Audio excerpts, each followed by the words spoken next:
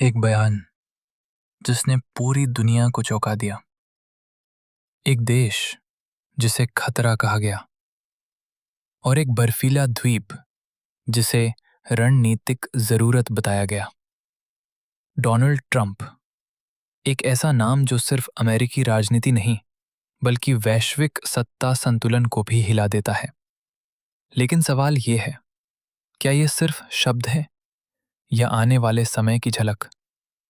आज हम समझेंगे वेनेजुएला से लेकर ग्रीनलैंड तक ट्रंप की भू राजनीतिक सोच, उसके असर और दुनिया की प्रतिक्रिया।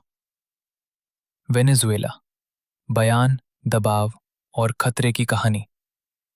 वेनेजुएला दक्षिण अमेरिका का एक ऐसा देश जिसके पास दुनिया के सबसे बड़े तेल भंडारों में से एक है।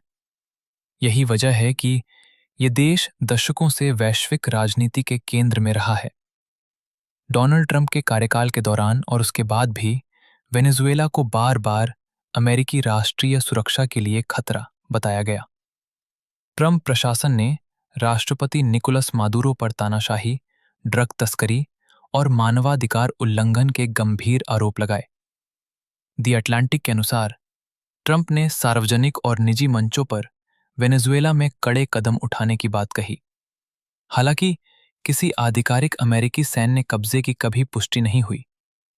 तेज बयान, आर्थिक प्रतिबंध और सैन्य विकल्पों की चर्चा, इन सब ने ये अफवाह जरूर पैदा की कि अमेरिका सीधे हस्तक्षेप कर सकता है।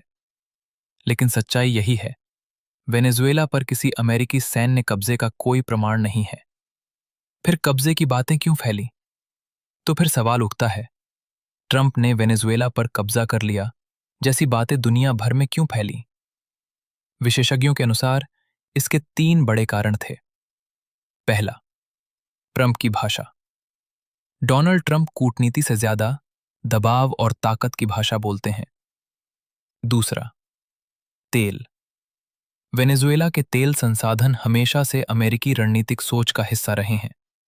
और तीसरा, सोशल मीडिया और अधूरी खबरें, जहां एक बयान, एक योजना और एक अफवाह, तीनों एक दूसरे में घुल जाते हैं और सच्चाई भीड़ के शोर में कहीं दब जाती है। ग्रीनलैंड, बर्फ के नीचे छुपी राजनीति। अब आते हैं ग्रीनलैंड पर। 2019 में डोनाल्ड ट्रंप ने खुले तौर पर कहा, अमेरिका को ग्रीनलैंड पर नियंत्रण चाहिए।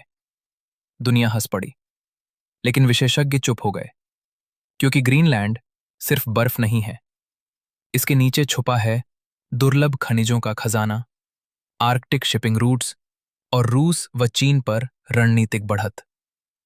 डेनमार्क और ग्रीनलैंड की सरकार ने स्पष्ट शब्दों में कहा, ग्रीनलैंड बिक्री के लिए नहीं है।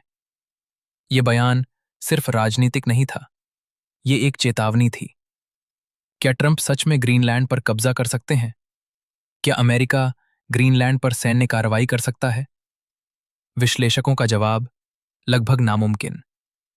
ग्रीनलैंड नेटो क्षेत्र में आता है, डेनमार्क अमेरिका का सहयोगी है, और ऐसा कदम पूरे नेटो ढांचे को तोड़ सकता है। ग्रीनलैंड के स्थानीय नेताओं ने साफ शब्दों में कहा, हम किसी साम्राज्य का हिस्सा नहीं बनना चाहते। यह सिर्फ राजनीति नहीं, यह पहचान का सवाल था। ट्रंप की असली रणनीति क्या है? तो फिर सवाल यह है, ट्रंप ये सब क्यों कहते हैं? राजनीतिक विश्लेषकों के अनुसार ये 3 चीजों का मेल है। पहला, शक्ति प्रदर्शन। दूसरा, घरेलू राजनीति में मजबूत छवि। और तीसरा, अमेरिका फर्स्ट की सोच। ट्रंप जानते हैं, डर पैदा करने वाला बयान अक्सर बातचीत की शर्तें तय कर देता है। दुनिया पर असर ट्रंप की ये रणनीति सिर्फ अमेरिका तक सीमित नहीं रहती। इससे छोटे देशों में असुरक्षा बढ़ती है, अंतर्राष्ट्रीय कानून पर सवाल उठते हैं और दुनिया ज्यादा अनिश्चित हो जाती है। समर्थक कहते हैं, ये मजबूती है। आलोचक कहते हैं, ये अस्थिरता है। और सच्चाई शायद इन दोनों के बीच कहीं है। डोनाल्ड ट्रंप ने शायद वेनेजुएला पर कब्जा नहीं किया और ग्रीनलैंड आज भी आजाद है, लेकिन उनके शब्द कई बार हथियारों से ज्यादा भारी होते हैं। एक बयान पूरी दुनिया को हिला सकता है। और आज की राजनीति में कभी-कभी युद्ध शब्दों से ही शुरू हो जाता है।